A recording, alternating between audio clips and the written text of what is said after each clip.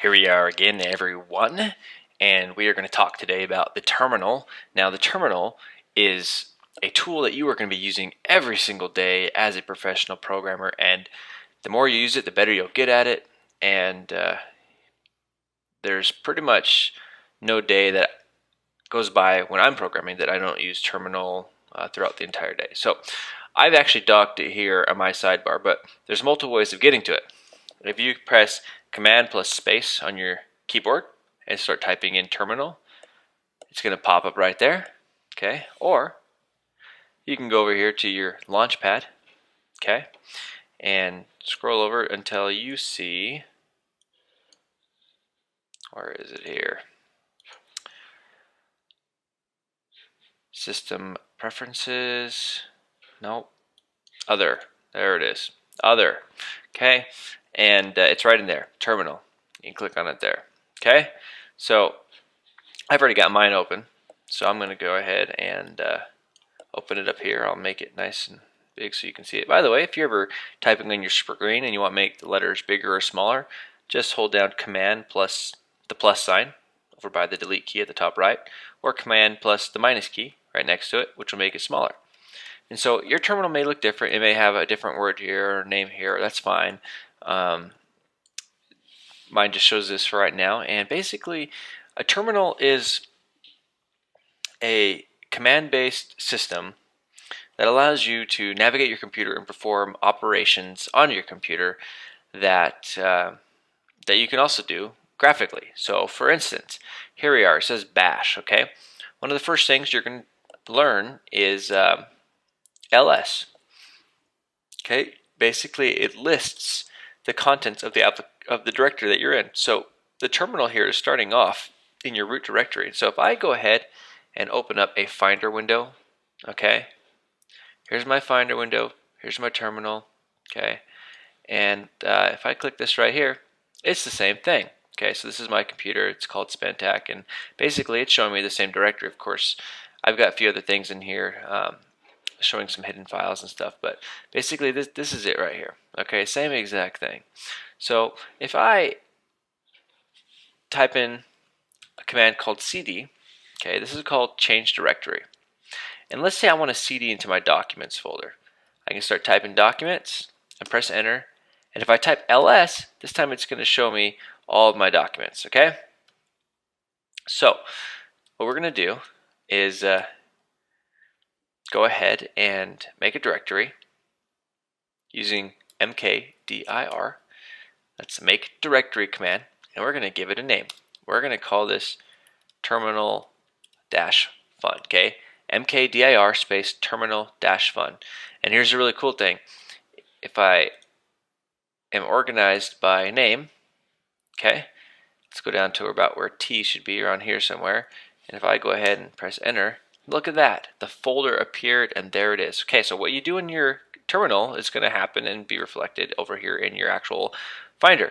Now, of course, it's not super useful maybe to go ahead and navigate your whole computer through the Terminator as a user of a Mac computer, but as a developer, you're going to start using it more and more to create files, to manage code, to work with version control, to work with Git, and so very important that you learn these things. So far, we've talked about ls to show the current contents of a directory. We've also talked about make directory to create a directory, and we've talked about cd to change directory. So now that I have terminal fun, I can start typing it in, and look at that. Notice how it just automatically populated. How that happened is because I pressed the tab key. So as you start typing, and as it becomes a unique phrase, when you get to that point where what you're typing is unique, when you press tab, it'll fill out the rest for you. It's smart like that. So if I press enter, here we are in an empty folder. Okay, over here on the right hand side, the folder's still there. Now, let's say we quickly want to make a new JavaScript file just for fun. Okay, I can type in a terminal command called touch, okay, and I can say myfile.js. Press enter. Look at that. Over here on the right hand side, I just created a JavaScript file. So the touch command is really useful as well too. As you're navigating around, you can create files instantly. You're like, oh, I need a text file real fast. Okay, touch some text.txt. And look at that. Your operating system already knows exactly what type of file it is as well too. So super cool things you can do here. Let's say I didn't like that and I want to get rid of it. I can type in rm, start typing in some text, and remove it. Okay, so rm and then the file name removes it. Okay, let's make a new directory. Let's say make directory, and let's call this some folder. And let's go ahead and cd into some folder. ls, there's nothing there. Okay, and I'm going to go ahead and touch new file.js, make another JavaScript file. And sure enough, it's there. If I go over here, it's there. Okay, now let's say I want to go out of this folder. Okay, and now I can see my sum folder and I can see my file.js. Let's say I want to get rid of the whole folder itself. If I just said rm sum folder, oh no, it gives me an error. Some folder is a directory. It won't let me remove it. So if you want to remove a directory with all the files that are in it, rm space dash capital R and then the directory name. Okay, dash R stands for recursive, meaning it'll go through and just delete everything inside of it.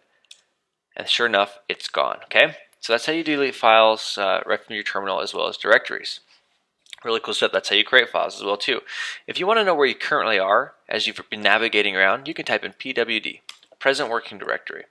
That'll tell you exactly where you are in your file system. And again, ls shows you what's in that specific directory that you are in.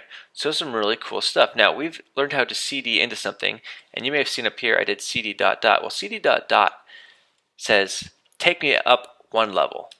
Okay, just up one level. All right, and here we are back to where we started. Now let's go back into terminal fun. Let's make a new directory. We'll call it level 1. Okay, and then here's something interesting. You can actually make directories without having to go inside of it. So I can say make directory level 1 / level 2. And if I look in there, it created a level 2.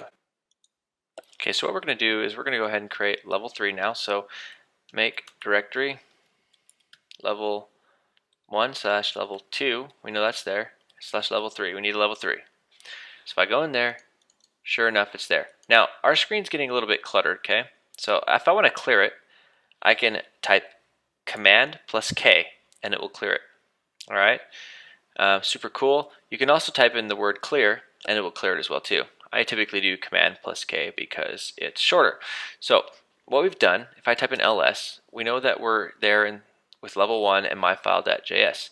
Now let's say that we want to stay in this directory, but we want to create a file all the way down in level 3. So what I can do is I can say touch, and then what I can do is I can say level 1 / level 2 / level 3. Let's go into the folder here, and then I can say another file.js, and sure enough, it put it in there. So you can actually put in entire path names and work right from the terminal, which is really cool. So we just made a file all the way 3 levels down, and we're still here in the directory up above. Now let's say that you want to copy a file. Okay, well, there's a command for that, cp. Okay, so I can say cp, make this a little bit bigger here. I want to copy my file.js, and I want to copy it into level 1 / level 2 / level 3 /. And there it is. I've copied it. That is really cool. Let's say I want to rename something. There's a really quick and easy way for that too. Using MV. MV moves something, but it can also rename something as well too. So if we want to rename something, we can just say move myfile.js, and we'll just move it here in the same directory, and we'll call it the same. We'll call it the same thing. Or I'm sorry, we'll call it a different thing in the same directory. So we'll call it change name.js. If I type in ls, sure enough, it is now change name.js. Very cool. And of course, you can also move it. I could say move change name.js into level 1 with a /. It's now gone. Okay. And if I go over here to level 1, oops, there it is, change name. So there's another thing I want to show you. If we go into cd level 1, cd level 2, okay, cd level 3, sounds like we're playing Mario here. Okay, let's say I want to go all the way back up to my root directory. Well, all I have to do is type in cd and press enter, type in pwd to see where we are, and sure enough, we are back at the beginning level of our directory here. So as you go through your development, you're going to be using these commands all the time. These are the ones that you use probably more than anything else, in addition to some git commands, which we'll talk about later. But basically, you need to get familiarized with moving around, creating folders, and doing things like this in the terminal, because as you become a more adept developer, and if you ever start doing like server work where you got to get a database and a server up and running so your iPhone app can talk to the server, servers are all mostly based on Linux, and you're going to have to know how to log in, and there's no graphical user interface. It's all done right here in the terminal. So important thing to know. And also, you can't do normal things like you're used to. You can't highlight all this stuff and just press backspace and delete it. There's some very specific manners in which the terminal works. And so here's a few of the basic commands that you'll be using every day as a developer, and we'll do some exercises on this as well, and we'll be practicing it throughout the course. But pretty much from now on, if you can, as you're using Git and as you're working with files, go ahead and start using the terminal, get practice with it, because you're going to need it for your job as well as for professional development.